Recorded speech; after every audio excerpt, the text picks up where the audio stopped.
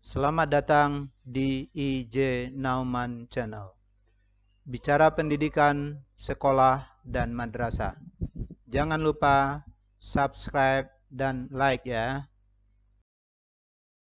Terima kasih Pak Junaidi, kepala sekolah yang berhasil di Kota Padang. Tepuk tangan untuk Pak Junaidi dulu. Tidak begitu tepuk tangannya. Karena pakai baju pramuka, tepuk tangannya tepuk pramuka. Oke? Untuk Pak Junaidi, tepuk pramuka. Nah, kalau untuk Pak Indrajaya 2 kali ya. Untuk Pak Indrajaya 2 kali tepuk pramuka.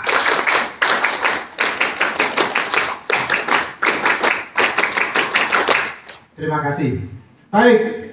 Assalamualaikum warahmatullahi wabarakatuh.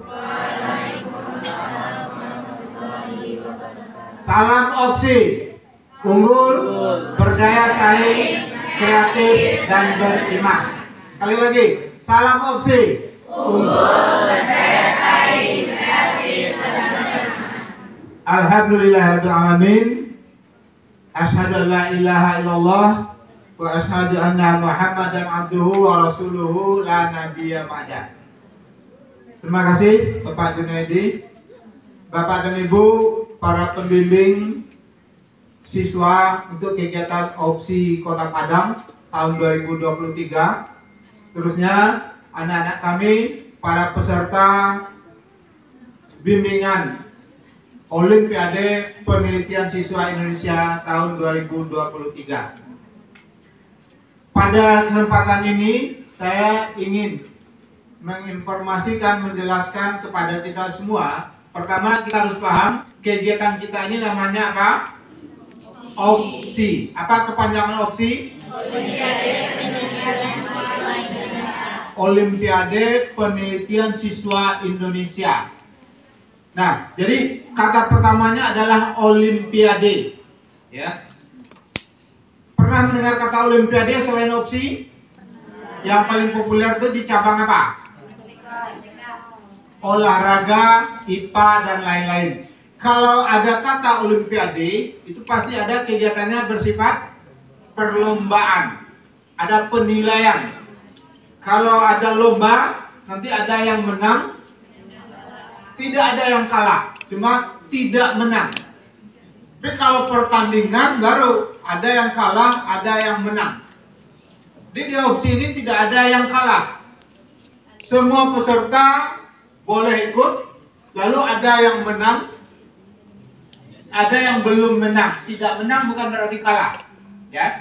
Jadi kita ikut perlombaan namanya Olimpiade. Yang dilombakan itu apa? Penelitian. Jadi berlomba di bidang penelitian. Penelitian itu apa? Kata dasarnya penelitian itu apa? Teliti. Ya. Teliti itu suatu sifat ya yang cermat, menyelidiki segala sesuatu itu secara cermat. Yang penelitian itu menyelidiki segala sesuatu itu secara cermat. Ya. Penelitian pada opsi ini adalah penelitian ilmiah. Jadi banyak orang meneliti itu kan ingin tahu, ya, ingin tahu ini gimana. Tadi Pak Jun mencontohkan air, ingin tahu tentang air. Kalau tingkat berpikirnya masih common sense dengan akal sehat, jawabannya begitu. Tapi untuk penelitian itu meneliti, ingin tahu itu didasari atau dilakukan secara ilmiah, secara keilmuan. Jadi ingin tahu tentang sesuatu secara ilmiah, artinya ilmiah itu dengan menggunakan ilmu pengetahuan, tidak diterka-terka. Ya, kan ada juga orang yang menerka-nerka, itu tidak ilmiah. Pulangnya kapan? Nanti sesudah salat zuhur. Setelah salat zuhur itu kapan? Oh, nanti acara sudah salat isya. Ada orang datang jam 12 malam. Salahkah dia? Tidak, karena dia datang sesudah salat isya. Tapi acara nanti jam 8.30. Nah, itu jelas. Jadi yang penelitian ilmiah itu penelitian yang dilakukan dengan menggunakan ilmu pengetahuan. Ya. Jadi Olimpiade penelitian ilmiah kita ini perlombaan meneliti secara ilmiah. Secara ilmiah itu artinya apa? Diteliti dengan menggunakan ilmu pengetahuan dan kuncinya dilaporkan secara ilmiah. Jadi dilaporkan secara ilmiah. Kalau contoh Pak Jun tadi apa itu? Air. Nah, itu dilaporkan belum secara ilmiah. Kalau secara ilmiah ada aturannya. Jadi setelah diteliti, silakan aja diteliti. Banyak orang yang meneliti, tapi tidak dilaporkannya secara ilmiah. Maka namanya bukan penelitian ilmiah. Oke ya, duduk konsepnya bahwa penelitian ilmiah itu penelitian yang dilakukan dengan menggunakan ilmu pengetahuan dan dilaporkan menurut tradisi keilmuan. Jadi tidak sembarang laporkan saja, ada aturannya.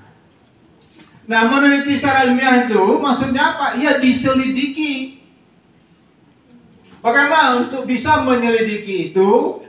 Tentu bermula dengan merumuskan masalahnya. Jadi dirumuskan apanya yang akan diteliti. Itu air. Apanya yang akan diteliti tentang air tadi? Apakah cara membuatnya? Manfaatnya? Kalau nanti sampai kepada pengolahannya dan lain-lain sebagainya. Jadi dirumuskan dulu masalahnya. Harus jelas masalahnya. Di rumusan penelitian ilmiah itu harus dirumuskan dalam bentuk pertanyaan. Jadi pada intinya meneliti itu adalah menjawab pertanyaan-pertanyaan yang sudah dirumuskan. Kalau sudah jelas apa masalahnya yang dirumuskan dalam bentuk kalimat tanya, baru kita lakukan pengumpulan data untuk menjawab pertanyaan itu. Ya, jadi sudah jelas masalahnya, baru dilakukan penyelidikan, diselidiki. Ya, dengan apa diselidiki? Menyelidikinya digunakan teori-teori keilmuan. Jadi menurut ilmu ini teorinya begini. Misalnya saya ambil contoh. Beberapa tahun yang lalu ada murid di Kota Padang ini yang meneliti tentang barongsai. Tahu barongsai? Jadi ditelitinya barongsai, tapi barongsai itu kan umum. Lalu yang mau diteliti itu apanya? Lalu dia rumuskanlah masalahnya bahwa dia ingin tahu bagaimana pemanfaatan barongsai ini untuk dalam pembauran. Jadi ada pembauran antara etnis Tionghoa dengan etnis Minang. Jadi jelas yang akan ditelitinya itu barongsai itu bukan cara membuat barongsai, bukan sejarah barongsai, tapi bagaimana barongsai itu dalam rangka pembauran. Artinya menyatunya masyarakat etnis Tionghoa dengan suku Minang. Nah, kalau sudah jelas masalahnya, maka dia lakukan namanya dikaji teorinya dulu. Barongsai itu apa? Itu tidak perlu diteliti. Itu cukup dikaji teori, dicari teorinya. Artinya namanya kajian teori. Kajian teori itu diperoleh melalui bacaan-bacaan. Jadi dicari kajian teorinya dalam buku-buku, ya, dari referensi-referensi, atau dari laporan-laporan penelitian yang pernah dilakukan sebelum ini, ya. Jadi dilakukanlah, dikaji teorinya dulu, ya. Jadi setelah jelas masalahnya, tidak langsung diteliti, dicari teorinya dulu. Dicari teori itu maksudnya pembahasan-pembahasan keilmuan berkaitan dengan topik yang akan kita teliti. Dia bicara tentang pembauran, dicari apa itu pembauran. Mencarinya itu namanya kajian pustaka, kajian teori. Dicari teori-teori dulu. Nah, setelah dapat teori-teorinya, baru dirumuskan bagaimana cara menjawab pertanyaan itu. Namanya dilakukan pengumpulan datanya. Ya. Dalam laporan itu namanya nanti disebut dengan bab 3. Jadi setelah dirumuskan masalahnya, dicari teorinya, baru ditetapkan metodologinya. Bagaimana mengumpulkan datanya. Ya, oke, terlalu cepat? Tidak ya. Jadi jelas masalahnya, ya. Dicari teorinya, dicari teori itu maksudnya dicari pembahasan-pembahasan dalam buku-buku, dalam jurnal-jurnal yang berkaitan dengan topik yang kita bahas. Bisa juga, mungkin orang lain juga sudah pernah melakukan penelitian tentang itu. Maka kita cari juga penelitian-penelitian yang relevan. Ya. Kan dunia ini luas, dan kita ada yang meneliti tentang barongsai misalnya. Nah, dicari. Kalau sekarang mencari itu kan gampang. Kalau dulu payah, cari ke pustaka, buka ini. Kalau sekarang kan tinggal klik di Google. Ya, klik di Google. Nah, muncullah mana yang kita butuhkan. Nah, kalau untuk opsi, kalau Anda mencari di Google, jangan diambil yang dari blog seseorang. Yang kita ambil itu adalah yang dari buku, e-book, atau dari jurnal, atau dari majalah. Jadi kalau mau mengutip nanti kajian teori itu, jangan dari blog. Ya, akan orang ada punya blog-blog di dunia maya itu. Jangan dari sana. Cari yang aslinya, bukunya atau jurnal atau majalah ilmiahnya. Nah, Bapak dan Ibu dan anak-anak para pembimbing, Bapak dan Ibu para pembimbing dan anak-anak para peserta, berkaitan dengan penelitian tadi sudah saya sampaikan, dilaporkan secara ilmiah. Untuk opsi, ya, untuk opsi, saya ingin berikan penekanan pada Bapak dan Ibu pembimbing, pelaporan ilmiah opsi itu sederhana, ya. Sebab laporan ilmiah itu penelitian itu banyak. Kalau seseorang mau tamat jadi sarjana, tanya pada Bapak dan Ibu gurumu nanti ya, mau tamat S1 dia menulis karya ilmiah, namanya skripsi, ya. Kalau mau tamat S2 kayak Pak Junaidi ini, Pak Jun ini gelar S2-nya 2, magisternya 2 tuh. Berarti 2 kali dia menulis tesis. Namanya karya penelitian ilmiahnya namanya tesis. Kalau orang mau tamat S3, dia buat karya ilmiah juga. Nama karya ilmiahnya disebut dengan disertasi. Bapak dan Ibu, mungkin ada yang tamat S2, minimal saya kira S1. Nah, untuk laporan opsi tidak serumit struktur pada skripsi atau tesis. Maaf, ada yang dokter, Bapak Ibu pembimbing, kalau ada yang S3, mohon maaf, tidak serumit disertasi. Karena ini laporannya, penelitiannya disebut dengan sederhana. Sederhananya itu bagaimana? Ya. Satu hal yang berbeda pada bab 1 pendahuluan. Ya. Pada bab 1 pendahuluan untuk opsi komponennya itu 4 saja. Ya. Ya, Bapak Ibu pembimbing. Bab 1-nya itu 4 poin saja. Pertama, latar belakang. Ya. Kedua, rumusan masalah. Ketiga, tujuan penelitian. Yang keempat, manfaat penelitian. Saya mohon maaf, Bapak dan Ibu pembimbing, kalau membuat skripsi, Bapak dan Ibu kan ada langkah sebelumnya, identifikasi masalah, ya kan? Nah, untuk opsi tidak diminta identifikasi masalah. Kadang-kadang pembimbing ada juga susah melupakan skripsinya. Ketika laporan opsinya ditulisnya juga, dibuat juga identifikasi masalah.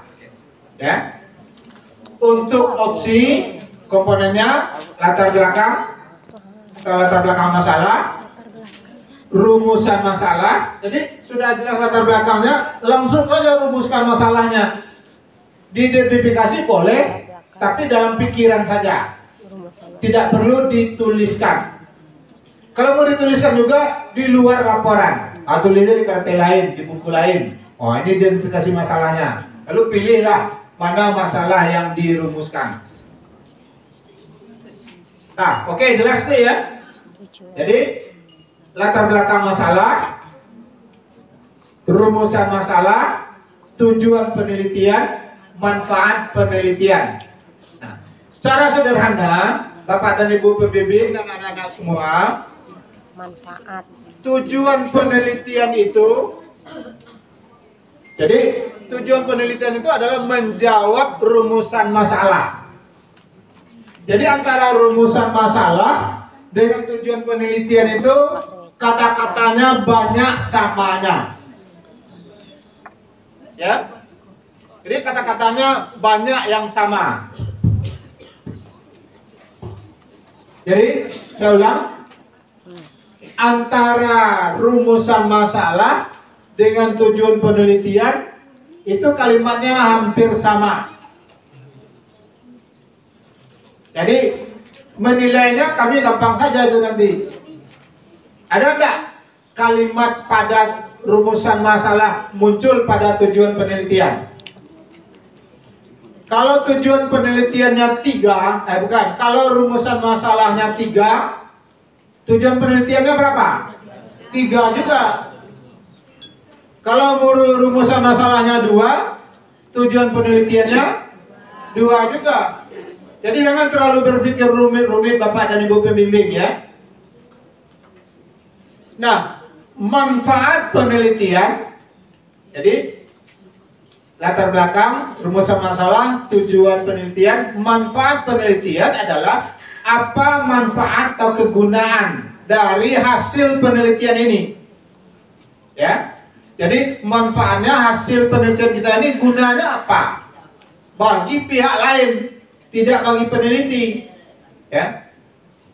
Kaitannya nanti Bapak dan Ibu secara ke global,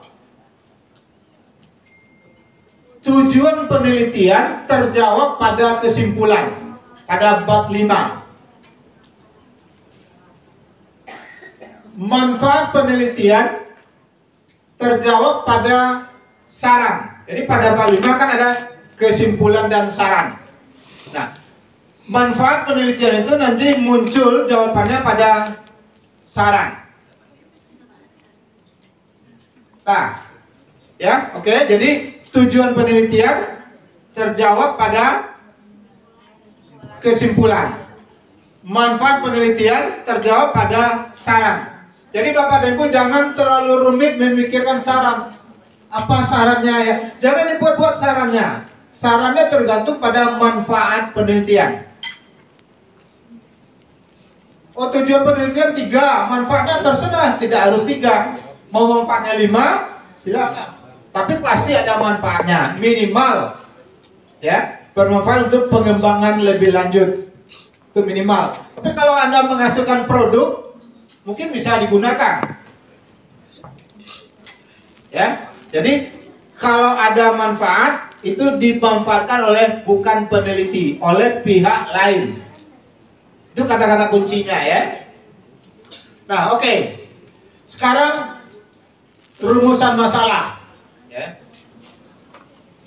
Nanti Ibu akan membimbing mencari bagaimana mencari topik. Tapi saya gambarkan dalam opsi semuanya bisa diteliti. Ya. Cuma karena kita olimpiade, kita mau bertanding, tentu dipilihlah yang kemungkinan menang. Coba angkat tangan siapa yang ingin menang. Yang tidak ingin menang. Tidak ada yang katanya ingin menang, semuanya angkat tangan. Ya. Karena apa? Kalau ikut bertanding, target apa? Menang. Bukan cari pengalaman. Wah, kok ikut? Ya cari pengalaman. Kalau cari pengalaman, latihan aja dulu. Latihan dia sendiri. Kalau ikut Olimpiade, targetnya menang. Ya. Walaupun tidak kalah. Ya. Kita tidak akan kalah. Cuma mungkin belum menang atau tidak menang. Ya boleh juga lah tidak beruntung karena dia dinilai ya. Tapi pada intinya tidak menang. Nah, semuanya bisa kita teliti. Ya. Karena itu penelitian dalam opsi ini dikelompokkan 3. Itu yang tertulis di sana. Pertama, sederhana saja kita sebut dengan kelompok ilmu sosial. Kelompok IPS. Sebenarnya rumusnya cukup banyak. Sosial, kemanusiaan, budaya. Ya. Sosial skala 1. Bahasa juga boleh, seni juga boleh. Apalagi? Pokoknya yang penelitiannya tidak memerlukan percobaan. Ya. Tak perlu labor, tak perlu coba, tak perlu menimbang, tak perlu mengukur. Ya. Itu masuk kelompok sosial. Ya, jadi kalau kamu meneliti yang hal-hal yang demikian, maka kita anggap itu masuk kelompok ilmu pengetahuan sosial, apalagi itu namanya kemanusiaan atau humaniora dan budaya. Untuk opsi, saya ulang, Bapak Ibu pembimbing dan anak, penelitian kita sederhana saja. Rumusan masalah kita kalau berkaitan dengan ilmu pengetahuan sosial, kembali saya jemput, rumusan masalah ditulis dengan kalimat tanya. Ya, jadi kalau rumusan masalah diawali dengan kata tanya. Ya. Untuk penelitian opsi, biasanya kata tanya yang digunakan itu adalah bagaimana. Jadi tidak menjawab apa. Kalau kata tanyanya apa, nanti cari saja di kajian pustaka. Ya. Jadi bukan itu. Saya mau meneliti barongsai.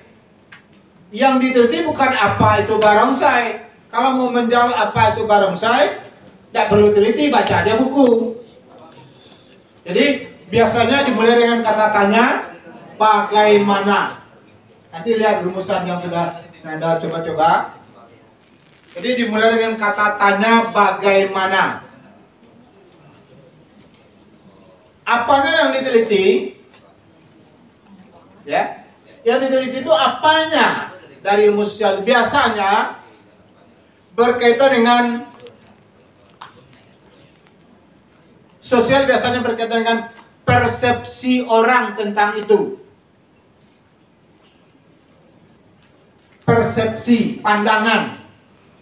Misalnya Bu Us ini dulu tugas di Pariaman. Dia membimbing muridnya meneliti orang jual beli ternak. Apa namanya, Bos? Kalau di Pariaman namanya baudua. Baulua. Kalau di Agam namanya baroso. Nah, orang jual beli ternak di pekan ternak itu kan kayak orang salaman, ditutup pakai kain. Yang diteliti bukan apa itu baroso, tapi bagaimana persepsi orang tentang itu. Ya. Jadi biasanya dimulai dengan kata bagaimana. Jadi bisa yang diteliti itu persepsi, ya, pandangan orang. Kedua mungkin yang diteliti itu eksistensi, keberadaan. Jadi muridnya Bu Us itu ingin meneliti bagaimana keberadaan baroso itu, baulua itu. Di tengah zaman belanja zaman modern sekarang, ada supermarket, ada ini dan segala macam. Bagaimana itu? Nah, dia teliti. Jadi apa yang diteliti biasanya? Persepsi. Kedua, eksistensi. Ya minimal 2 itu ya. Jadi boleh yang lain. Jadi berkaitan ilmu pengetahuan sosial, kemanusiaan dan dan budaya biasanya berkaitan dengan 2 itu. Bagaimana persepsi titik-titik tentang titik-titik. Kedua, bagaimana eksistensi titik-titik sekarang. Ya, siapa yang misalnya yang sudah perkirakan penelitiannya sosial? John Pepi apa topiknya? Perkiraan tentang apa?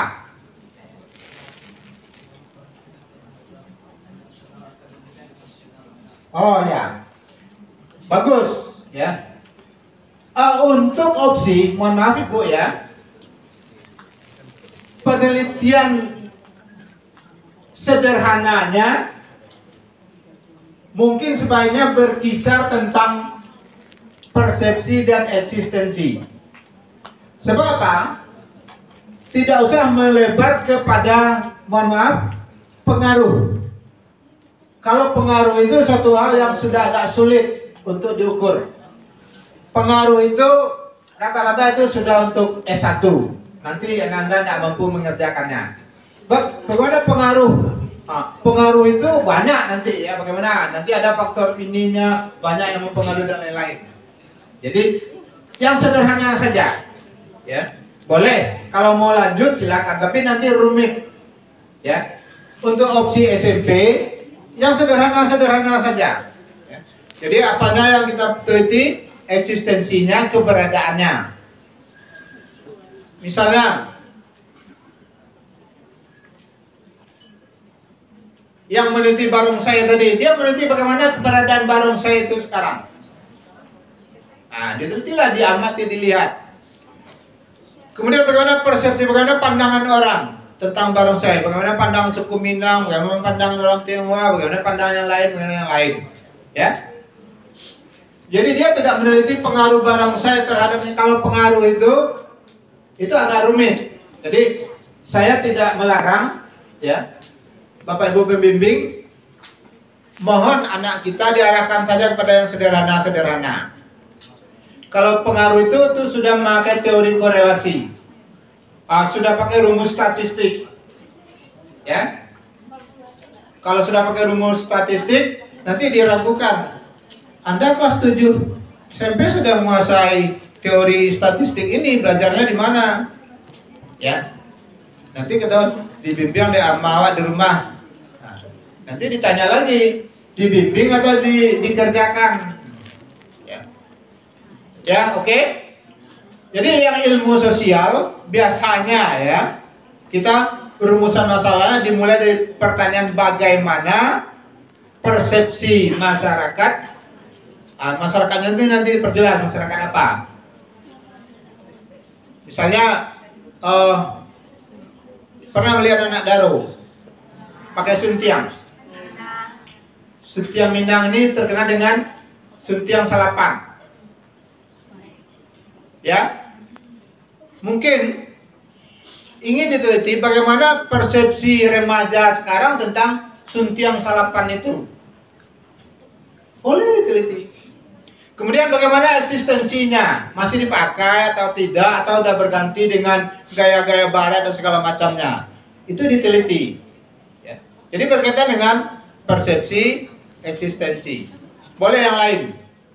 Boleh diteliti juga nilai-nilainya. Ya. Nilai-nilai apa yang terkandung dalam hal demikian. Banyak yang lain yang bisa kita teliti. Tapi kalau untuk bertanding tentu kita pilih yang kemungkinan menang. Minimal kita yakin bahwa yang kita lakukan ini untuk menang. Soal menang atau tidaknya soal belakangan. Yang penting ada keyakinan bahwa yang saya lakukan ini targetnya menang. Oh nanti dinilai belum menang ya tidak apa-apa. Yang penting kan kita sudah do the best, sudah mengerjakan yang terbaik. Lalu kelompok kedua, ada penelitian tuh yang masuk kategori namanya ilmu pengetahuan alam. Bisa kita gabung juga, bedanya sedikit dengan teknologi dan rekayasa. Kalau ilmu pengetahuan alam atau IPA, ini memang mirip dengan pelajaran IPA di sekolah.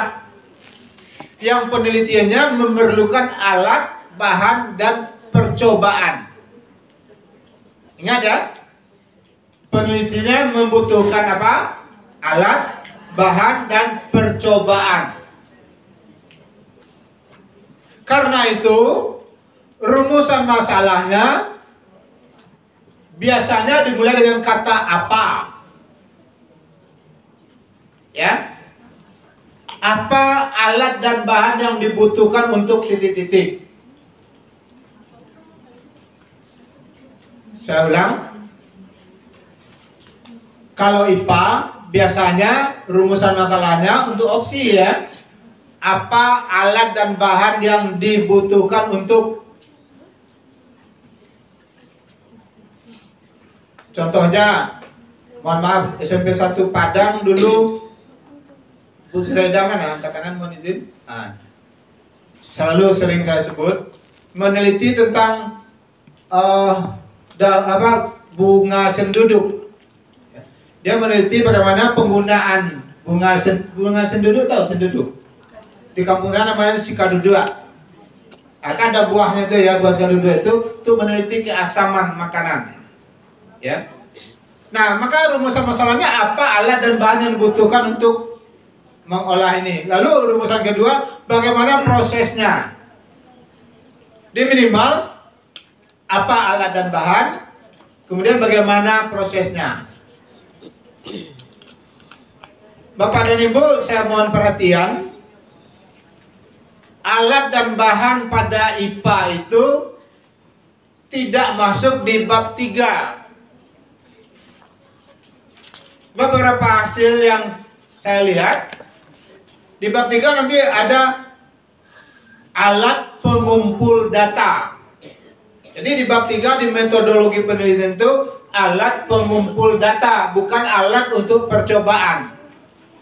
Jadi kalau Anda menggunakan kuali, menggunakan vario, menggunakan kompor, itu nanti munculnya di bab 4. Ya. Kalau penelitian Anda IPA, ya. Ini termasuk agak sering kawan-kawan meletakkan alat dan bahan untuk penelitian itu di bab 3. Di bab 3 itu adalah alat untuk mengumpulkan data. Artinya alat untuk mengumpulkan laporan hasil penelitian.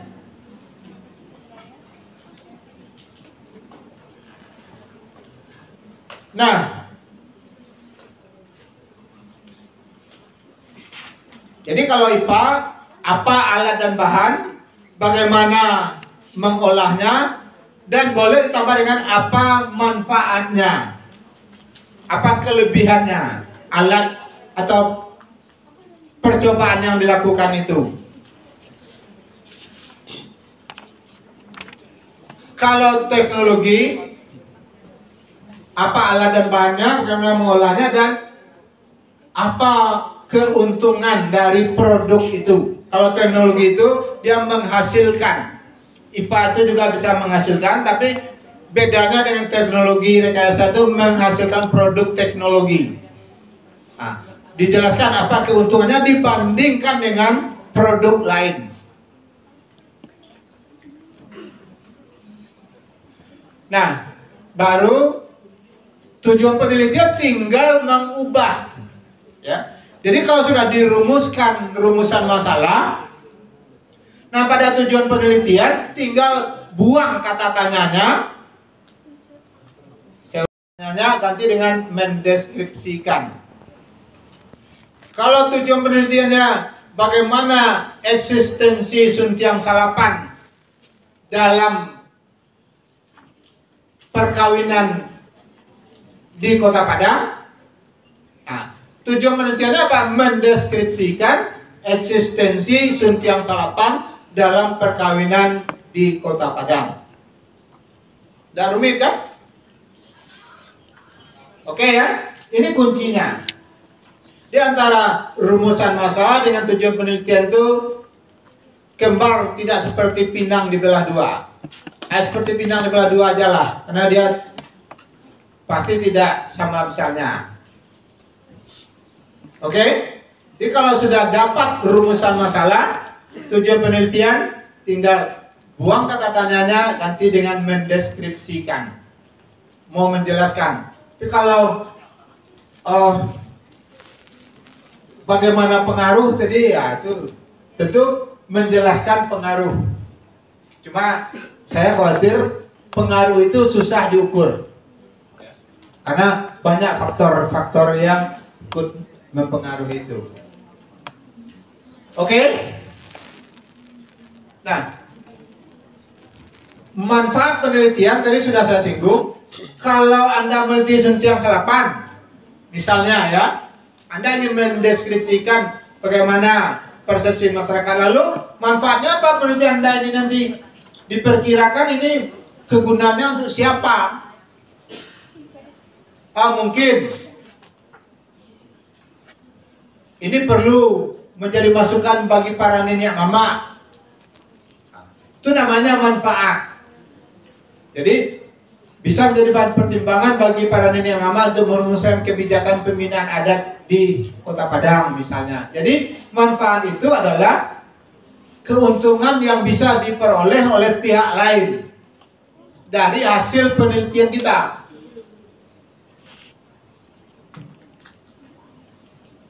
Nah, oke, paham sampai di sana?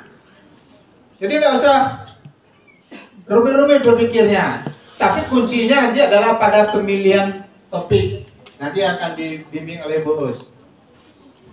Nah, kalau latar belakang masalah, kan bab 1 pendahuluan itu kan dimulai dengan latar belakang. Latar belakang itu menjawab kalau bahasa Minangnya aba angko iko bandana dipilih. Mengapa itu perlu diteliti?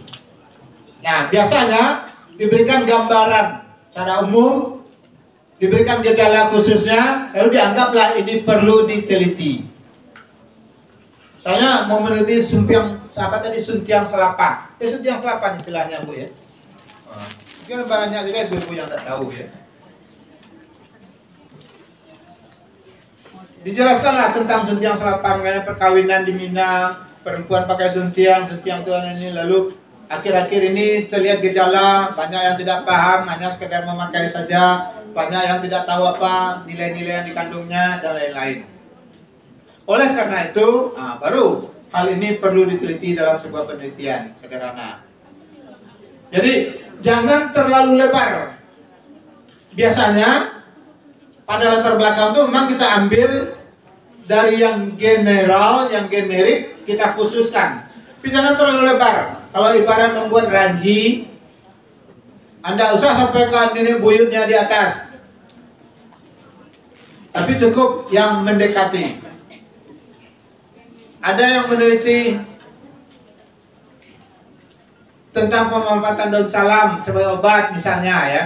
Oh, dia cerita tentang obat, tentang dunia, tentang daun salam. Anda usah terlalu jauh, langsung sajalah ke poinnya. Karena dalam opsi latar belakang kita itu hanya sekitar 2 halaman. Ya, jadi tidak usah terlalu banyak. Nah, baru masuk ke kalau sudah duduk bab 1, Bu, kalau sudah oke bab 1 itu penelitian Anda itu sudah 50%. Nah, bab 2-nya baru kita cari kajian teorinya. Apa itu suntiang selapan? Nah, bacalah, carilah di Google suntiang selapan. Apa nilai-nilainya, bagaimana manfaatnya, dan segala macam. Cari juga penelitian yang relevan. Mungkin orang lain juga sudah pernah meneliti tentang suntiang selapan. Kan tinggal ketik aja di Google penelitian tentang suntiang selapan, muncullah nanti. Nah, itu gampang. Nanti akan dijelaskan oleh Pak Junaidi. Yang akan dijelaskan itu bukan cara mencari, tapi nanti bagaimana cara mengutipnya. Kalau ada 99 tulisan tentang suntiang selapan, kan tidak mungkin 99-nya kita ambil. Tentu kita pilih, kita baca. Pedoman, pilih yang terbaru. Jadi untuk kajian pustaka, pilih yang terbaru. Yang tahun terbitnya dikeluarkan itu yang terbaru. Kecuali yang sangat klasik. Kalau bisa, itu yang dipublikasikan 5 tahun terakhir. Sekarang tahun berapa? 2022. 2023. Nah, kalau bisa yang dikutip itu tulisan-tulisan yang dipublikasikan paling akhir itu tahun 2018. Ya. Jangan diambil tahun 2001, itu udah kolot tuh, udah jadul banget. Jangan yang jadul-jadul, kecuali itu referensi utama. Buku yang sangat penting, Sendi-Sendi Adat Minangkabau tahun 1901, bagus itu kalau masih punya itu. Tapi kalau yang di Google itu, usahakan yang 5 tahun terakhir. Usahakan ya. Bagaimana cara mengutipnya? Nanti pilih, Pak Jun akan mengarahkan. Nah, selesai bab 2, baru masuk ke bab 3. Bab 3 metodologinya, metodologi penelitian. Selain dijelaskan waktu, tempat, kalau penelitian IPS, ya kalau cabang Anda IPS, dengan apa dikumpulkan data? Minimal 2. Bisa dengan wawancara. Jadi kalau ingin melihat bagaimana persepsi masyarakat, kita wawancarai. Wawancara itu kan ditanyakan ke orang-orang yang pantas. Ingat, salah satu kunci kualitas penelitian Anda itu adalah ketika memilih narasumber. Ya, memilih orang yang diwawancarai, memilih informan. Orang yang diwawancara itu harus orang yang kredibel di bidangnya. Anda mau meneliti tentang Suntiang, berkaitan dengan masalah adat, ditanyakan ke orang menggali ikan, itu tidak cocok. Ya, carilah narasumber yang kompeten di bidangnya. Kalau masalah adat, ya tentu ditanyakan kepada pemangku adat. Kalau masalah budaya, ke budayawan atau ke lembaga resmi. Oh, Anda meneliti tentang Suntiang Salapan. Ini berkaitan dengan dinas kebudayaan, dinas pariwisata. Boleh Anda wawancarai siapa kabid kebudayaan di dinas pendidikan Kota Padang, boleh. Atau dicari budayawan. Budayawan itu artinya orang menguasai budaya. Atau kepada praktisinya. Tukang Suntiang. Tanya ke tukang Suntiang. Bagaimana menurut dia tentang Suntiang Salapan ini?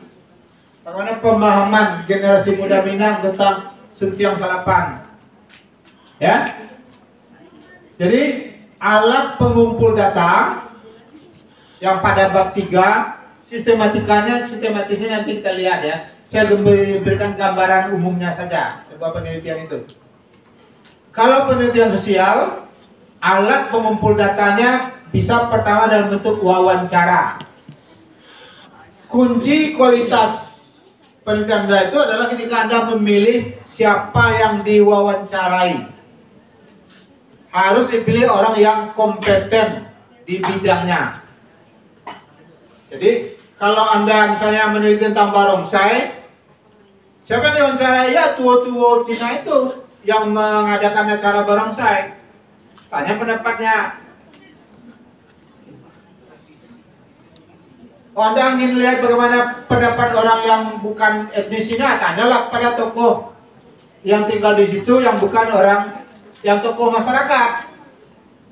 Ya, jadi kuncinya ketika memilih informan atau narasumber yang diwawancarai. Kunci kedua tergantung pada pertanyaan yang diajukan. Ya, jadi sudah dipilih informannya yang tepat, lalu dirumuskan juga yang ditanyakan itu berkualitas, terkait tak dengan topik penelitian, dengan substansi penelitian kita.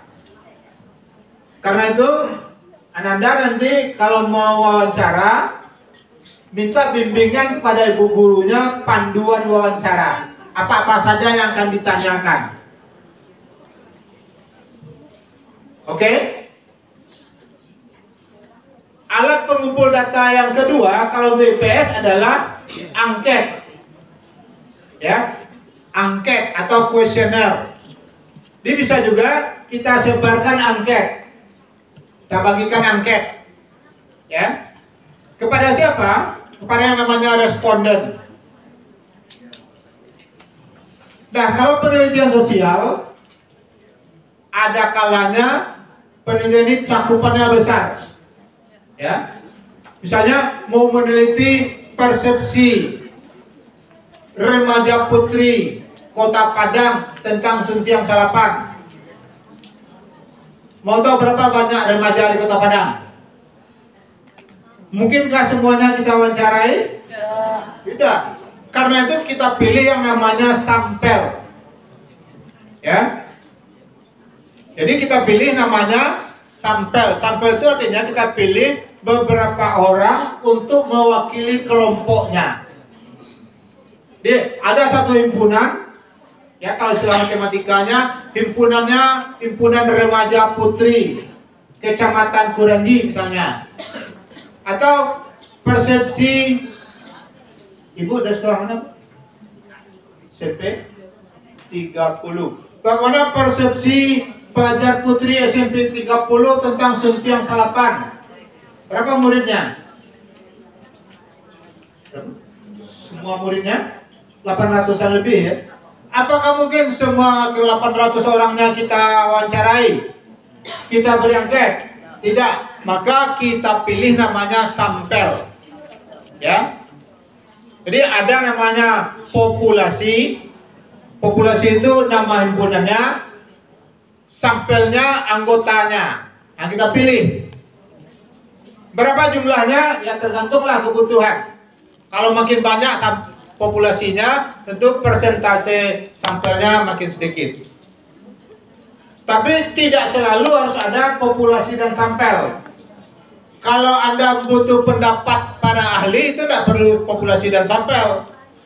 Anda mau meneliti tentang suntiang salapan, mau wawancarai tokoh adat, tidak perlu ada sampel. Siapa yang rasanya paling kompeten?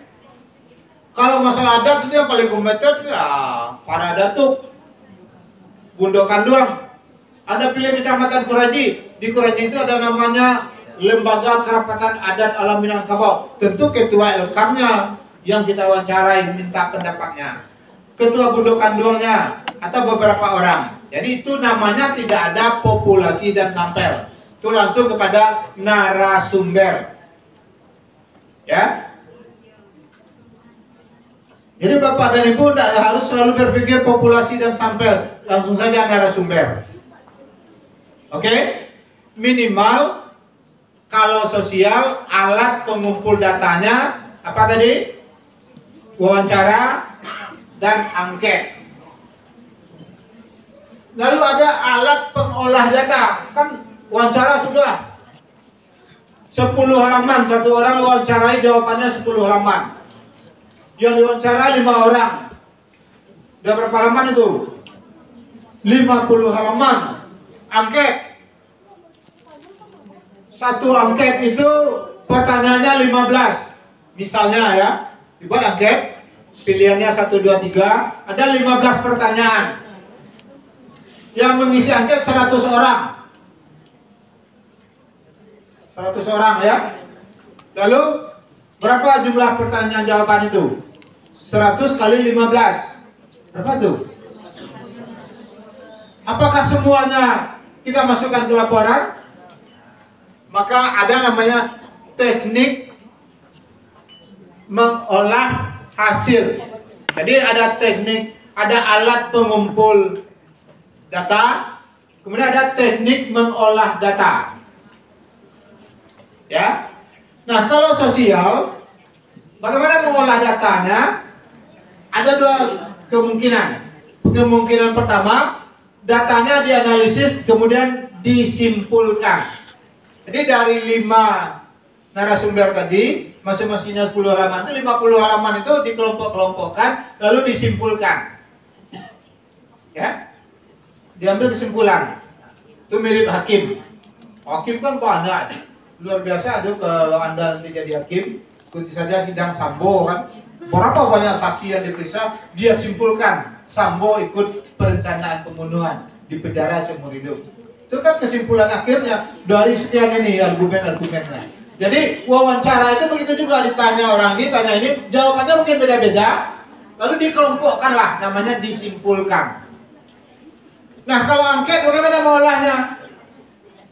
Angket mengolahnya boleh dengan ilmu matematika, ya. Kalau angket bisa kita olah dengan kita klasifikasikan, kemudian minimal dipersentase, dibuatkan presentasenya dengan pakai teknik presentase. Sekian persen menjawab ini, lalu diberi makna. Kalau 75% menjawab setuju, artinya apa? Jadi datanya diolah dengan diklasifikasikan, kemudian dipresentasikan. Dipresentasikan, ya, bukan dipresentasikan ya. Kalau dipresentasikan ditampilkan, tapi dipresentasikan. Pakai untuk SMP opsi ini, Anda mengolah data minimal dengan presentasi saja. Tidak usah pakai SPSS, pakai teknik korelasi. Karena itu tadi saya kurang menganjurkan Anda meneliti pengaruh. Nah, kalau IPA, kalau penelitian Anda IPA, kan pertanyaannya minimal tadi kan apa alat dan bahan yang dibutuhkan. Bagaimana prosesnya? Nah, kalau IPA tentu Anda akan melakukan percobaan. Nah, tanyalah pada guru IPA. Kalau lakukan percobaan, bagaimana Anda mencatat hasilnya? Dengan melalui pengamatan. Dia ada lembar pengamatan. Siapa yang guru IPA? Ibu guru IPA. IPA. Ibu IPA. Kalau berarti di labor kan pakai lembar. Pakai lembar pengamatan. Jadi kalau penelitian Anda IPA, alat pengumpul datanya lembar pengamatan. Nah, dicobakan diamati itu dicatat, ya kan Bu ya? Sekian menit terjadi ini, sekian menit terjadi ini, sekian menit meledak, batal penelitiannya. Ganti penelitian yang baru. Misalnya gitu ya. Nah, kalau penelitian sosial selain wawancara dan angket boleh juga dilakukan pengamatan. Bedanya pengamatan sosial dengan pengamatan IPA itu beda. Kalau sosial ya dilihatin perilaku orang, dicatat, ya, diamati situasi. Tapi kalau pada IPA tentunya diamati proses dan hasilnya. Jadi kesimpulan, alat pengumpul data pada penelitian IPS Anda itu bisa wawancara, bisa angket, bisa lembar observasi. Ya. Kalau IPA, alat pengumpul datanya lembar apa namanya Bu? Kalau di IPA namanya LKPD, tapi untuk penelitian sebut saja lembar pengamatan. Tentu Bapak Ibu guru membimbing siswa, kalau ada lembar observasi dibimbing siswanya yang akan diamati itu apa? Diamati itu artinya dicari, lalu dicatat apa yang terjadi. Hanya dicatat, belum ditafsirkan. Ya. Misalnya Anda meneliti tentang sentiang salapan tadi. Mau lihat, datang ke Rambarale, dilihat pengantinnya, bagaimana dia memakai itu, menyeringi kah, senyum-senyum kah, senang kah, diamati, dicatat apa yang terjadi. Ya, mirip dengan IPA, cuma yang dicatat pada IPA itu kan proses dan hasilnya. Nah, oke ya. Jadi secara sederhana penelitian itu begitu. Nah, setelah selesai bab 1 sampai bab 3 itu bisa dikerjakan di kantor majelis guru, bisa dikerjakan di rumah, ya, bisa dikerjakan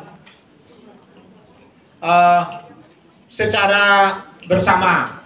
Lalu baru sudah jelas tujuannya, sudah ada kajian teorinya, sudah ada alat pengumpul datanya, baru dilakukan penelitiannya. Ya. Kan tadi sudah ada panduan wawancara. Nah, tentu dilakukanlah lagi wawancaranya. Bapak dan Ibu, kalau melakukan wawancara,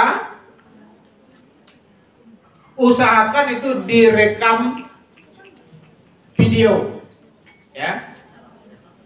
Usahakan direkam wawancara. Kalau narasumbernya ada 5, kalau saya direkam 5-5-nya bagus. Kalau tidak, ya mana yang paling penting direkam wawancara. Itu membuktikan orisinalitasnya.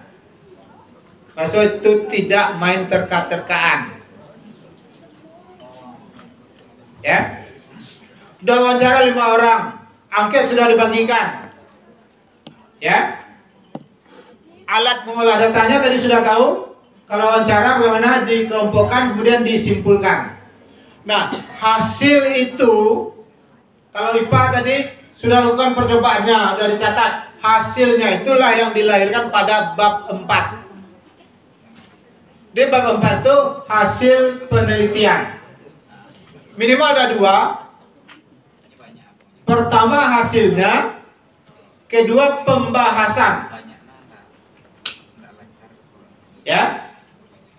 Jadi saya ulang. Pertama hasilnya, hasil itu kalau untuk IPS itu simpulan dari hasil wawancara dan angket. Dilaporkan hasilnya. Boleh pakai tabel, pakai grafik dan segala macam. Kalau IPA dilaporkan hasil pengamatan tadi itu. Hasil percobaannya itu dilaporkan. Wah, itu bisa panjang, bisa dikomentari, ya. Dijelaskan mengapa begitu, apa yang dilakukan, mengapa terjadi begitu dan lain-lain. Kalau hasilnya sudah ada, lalu baru masuk berikutnya pembahasan. Hasil tadi itu dibahas. Dibahas itu maksudnya bagaimana? Dihubungkan dengan teori. Kan tadi bab 2 ada kajian teori. Ya. Nah, pada pembahasan itu hasil rangkuman wawancara, rangkuman hasil wawancara, hasil pengolahan angket, hasil observasi dan tampilkan, dibahas, dihubungkan dengan teori. Menurut teori yang dibaca tadi bagaimana? Dihubungkan dengan penelitian yang relevan. Apakah sama atau berbeda? Kalau berbeda, apa bedanya? Kalau sama, di mana letak samanya? Itu namanya pembahasan. Nah, ya. Jadi hasil itu memang hasil dari simpulan wawancara, hasil angket, hasil percobaan. Pembahasan itu, hasil itu dibahas, dikaitkan dengan teori. Oke? Dikaitkan dengan penelitian yang relevan. Kan pada bab 2 tadi ada kajian teori dan ada penelitian yang relevan. Dikaitkan itu maksudnya apa? Dihubungkan hasil penelitian kita ini bagaimana dengan penelitian sebelumnya, apakah sama, di mana letak samanya, berbeda, di mana letak bedanya. Kalau Anda menghasilkan bahan, dihubungkan apa bedanya bahan yang kita hasilkan, apa keuntungannya dibandingkan bahan yang sudah ada. Ya, itu namanya pembahasan. Nah, dibahas. Nah, kalau sudah selesai itu, selesai. Tinggal Anda membuat kesimpulan. Kesimpulan merangkum kembali hasil penelitian untuk menjawab pertanyaan pada bab 1, pada rumusan masalah. Ingat, ada yang jumlahnya sama. Rumusan masalahnya 3, tujuan penelitiannya berapa? 3 juga. Simpulannya usahakan 3 juga. Supaya ada nampak kesatuannya. Kalau rumusan masalahnya 3, jangan kesimpulannya jadi 5. Atau rumusan masalahnya 3, simpulannya 2. Karena apa? Simpulan itu menyimpulkan rumusan masalah tadi, menjawab masalah yang sudah kita tampilkan, bagaimana temuannya. Maaf Pak. Ya. Ini sudah ada kode dari Pak. Oh ya, pas. Kan kita akhiri. Nah, jadi sudah sampai pada kesimpulan. Lalu ada saran. Saya ulang tadi, saran itu berkaitan dengan apa pada bab 1? Manfaat penelitian. Jadi kalau penelitian ini bermanfaat, maka sarankanlah. Kalau penelitian ini bermanfaat bagi para pembina adat, sarankanlah kepada para pemangku adat. Kalau rasanya penelitian kita ini bermanfaat untuk dinas pendidikan, sarankan kepada dinas pendidikan. Jangan manfaatnya ada, tapi disarankan kepada dia. Nanti berkurang nilainya. Ingat, kita ikut lomba untuk menang. Nah, saya kira itu pengantar tentang bagaimana penelitian itu.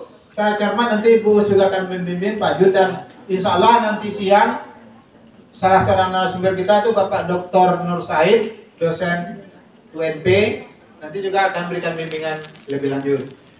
Dan itulah gambaran umum tentang opsi. Ya. Tadi Pak Merul sudah menyampaikan kelebihan opsi ini, kita langsung jalan tol ke pusat. Kalau SMA dia berlomba di provinsi dulu. Ya, kalau SMA ajukan proposal dulu, berlomba di provinsi. Kalau oke, baru maju ke pusat. Kalau SMP siapa saja boleh mengirimkan. Yang penting melalui Pak Mairul, itu aja. Jadi nanti kalau portalnya udah dibuka, nanti komunikasi dengan Bapak kita ini. Nah, hal-hal lainnya nanti bagaimana menulis daftar bacaan, mengenai motif akan dijelaskan oleh Pak Junaidi. Saya kira pemahaman awal tentang penelitian sederhana demikian ya. Saya ulang, Bapak dan Ibu pembimbing, mohon ditinggalkan dulu tugas Anda ketika buat skripsi atau disertasi atau tesis. Untuk opsi ini sederhana saja, ya. Tidak usah meneliti korelasi dulu, tidak usah meneliti pengaruh yang rumit-rumit. Tidak perlu ada identifikasi masalah. Langsung aja ke rumusan masalah. Baik,